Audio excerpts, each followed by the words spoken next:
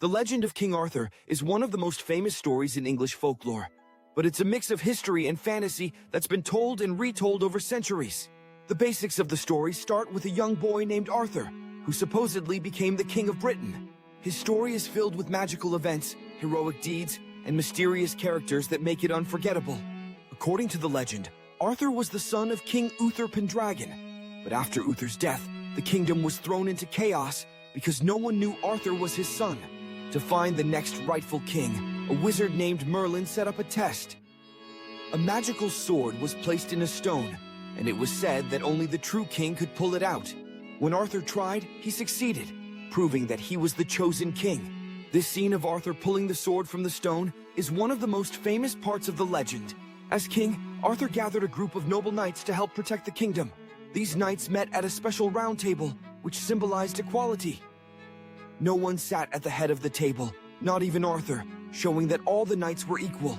Together, they went on adventures, fought enemies, and searched for the Holy Grail, a legendary cup said to have magical powers. The search for the Grail is another famous part of the story, representing a quest for something pure and divine. Arthur's kingdom, called Camelot, was known as a place of peace and prosperity. But trouble began when a knight named Lancelot, who was one of Arthur's closest friends, fell in love with Arthur's queen, Guinevere. Their relationship caused division among the knights, leading to betrayal and battles.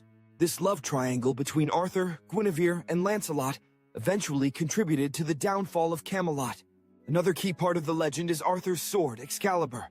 This sword was said to have magical powers and was given to him by the mysterious Lady of the Lake. Excalibur became a symbol of Arthur's rightful rule and strength. But according to the legend, when Arthur was fatally wounded in battle, he instructed one of his knights to throw Excalibur back into the lake, where it was received by the Lady of the Lake, returning it to its mystical origins. In the end, Arthur was taken to the Isle of Avalon, a mythical place where he was said to be healed. Some versions of the legend say that Arthur didn't die, but instead went into a deep sleep and would one day return when Britain needed him most. The legend of King Arthur mixes real history, like the conflicts and invasions in Britain around the 5th and 6th centuries, with mythical elements like magic, the sword in the stone, and the Holy Grail. The Holy Tea. Over time, poets, writers, and storytellers have added details, making it a rich tapestry of adventure, loyalty, and mystery that people still find fascinating today. If you like this and want to see more, please like and subscribe.